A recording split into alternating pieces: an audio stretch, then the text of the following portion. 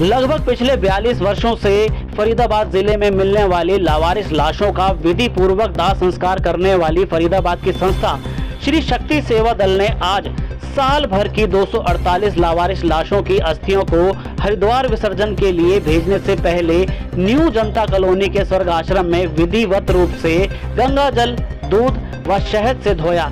इस मौके पर धार्मिक सामाजिक संगठनों के लोगों के अलावा पूर्व शिक्षा मंत्री सीमा त्रिखा और शहर के गणमान्य व्यक्ति मौजूद रहे। इस मौके पर पूर्व शिक्षा मंत्री सीमा त्रिखा ने कहा कि वह पिछले 22 वर्षों से हर साल अस्थि विसर्जन के कार्यक्रम में शामिल होती आ रही हैं और संस्था जिस तरह से लावारिस शवों का दाह संस्कार कर उनकी अस्थियां विसर्जन करती हैं, उसके लिए वह संस्था को तहे दिल से धन्यवाद करती हैं। 248 शव है जो कि कारपोरेशन ने हमें हैंडओवर की है। इनका विसर्जन करने के लिए आज ही यहाँ से हम जाएंगे।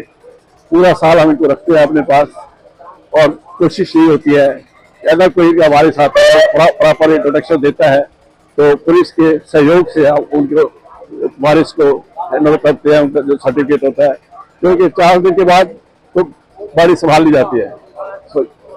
तो हम आज क्या विधि रहती है? आज जैसे रवाना करते हैं तो क्या विधि रहती है आज? अभी आपने देखा होगा सभी समाज ने उनको गंगा जल, शहद, मक्खन से स्नान करवाया है। अब इनको दोबारा से पैक करके रात को कंखन लेके जाएंगे। मैं श्री शक्ति सेवा दल के तमाम सदस्यों की, प्रधान जी की लीडरशिप में काम होता है, लेकिन उनको साथ लेते हुए सभी सदस्यों का दिल से आभार व्यक्त करती हूँ। मुझे लगातार 22 वर्ष हो गए इनके इस कार्यक्रम में शिरकत करते हुए, लेकिन ये जो पुण्य का काम ये करते हैं, मैं इनका आभार व्यक्त करती हूँ। इनकी वजह से हमें मौका मिलता है। बहुत सी दुनिया ऐसी है, जब हम इनके बीच में आते हैं तो हम ये बात को जानते हैं कि बहुत सारे लोग ऐसे हैं जिनको परिवार का कंधा भी नसीब नहीं होता, और परिवार वाले हो सकता है कुछ लोग ऐसे भी होंगे जिनको आज भी ढूंढ रहे होंगे, शायद घर आ जाएगा। लेकिन ये एक संस्था हमारी ऐसी है जो पिछले 42 वर्षों से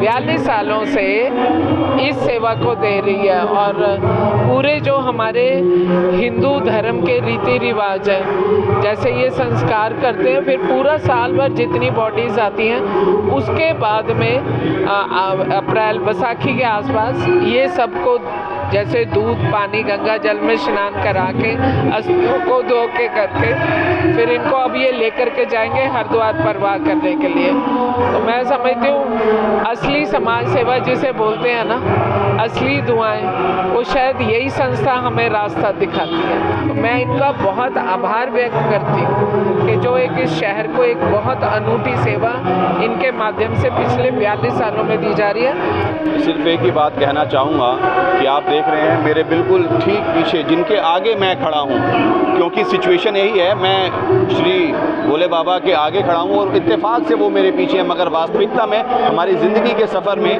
वो ही हमें चला रहे हैं। तो उनकी शरण में, उनके चरणों में आप देख रहे हैं बहुत सारी ऐसी अस्थियाँ हैं जिनके बारे में एक शब्द इस्तेमाल किया जाता है, लावारिस।